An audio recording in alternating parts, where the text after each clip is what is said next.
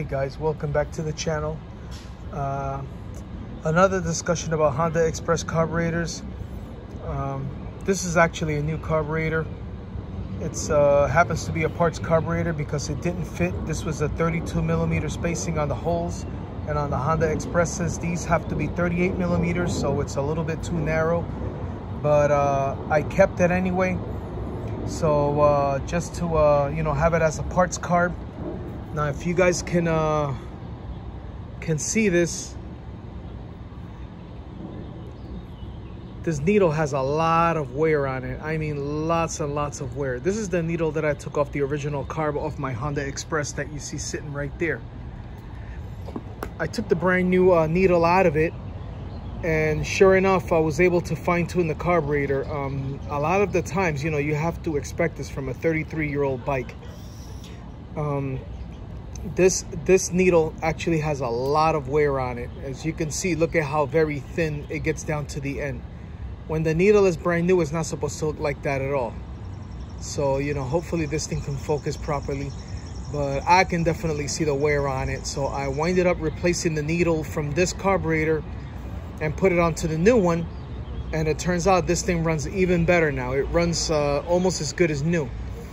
So when your needle gets this worn out, no matter how much you put it, you know, how much you lean it out, this thing was still running as if it was running rich. So, and that's why I figured, you know what, let me figure out what's going on here.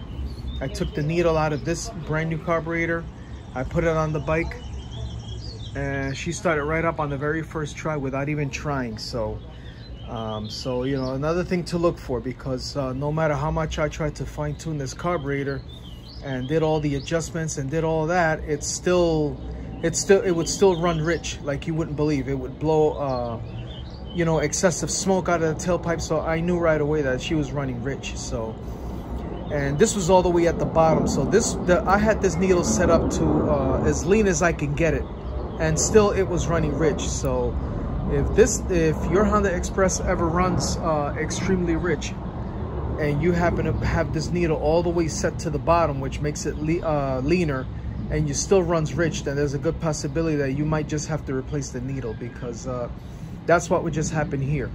I replaced the brand new needle that was in this carburetor. I put it on my Honda Express, and I had it in the middle setting, which is pretty much the way they come from the factory. They come in the center position. These needles usually come with 5 notches in them. Usually they come straight in the middle.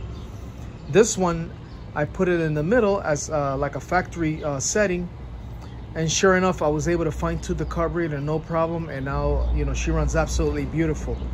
So and as far as the running issue goes, you know, it had a problem where I had a brand new coil in it, but it still wouldn't have any sparks. So I'm wondering if the coil that was sent to me was a 12-volt coil as opposed to a 6-volt coil. But luckily for me, I had another coil laying around. I was able to just swap it out, and she started right up on the first try. So like I said, she didn't even have to try to start. She just wanted to start right up. Like these little Hondas, they just want to run. So so right now, you know, all the lights work. You know, the Kickstarter works just fine. The brakes are beautiful. I mean, everything's tip-top shape. So I think she's ready to go riding, guys. So I'm hoping that by this coming weekend or the weekend after, weather permitting, I get to take her on its first test drive. You know, real test drive, ever since I put the brand new seat cover on it, brand new tires. And ever since I rebuilt the engine, I've only put literally 2.5 miles on it. So I would like to get some more miles on it, you know. So and then I also have a mini bike project that I just finished a couple of weeks ago, so you'll probably see that on the channel in the future.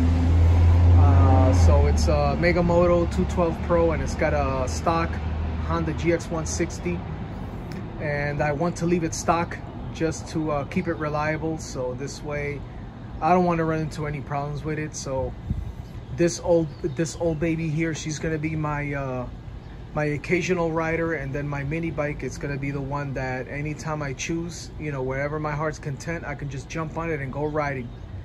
So, you know, and now I have a 2-stroke and a 4-stroke. So, you know, that was the plan all along, you know, to have a 2-stroke bike and a 4-stroke bike. So one for your occasional traveling, you know, occasional riding, and then the other one is to just jump on it every time I felt like it. So far it's been a productive weekend. I got this done, so I'm looking forward to putting some miles on it, putting some seat time on it. I have yet to try out the new tires, the seat cover, and you know, and thanks a lot for watching, guys. Like, share, and subscribe. I'll catch you on the next one. Ride safe out there, man. I'll talk to you soon.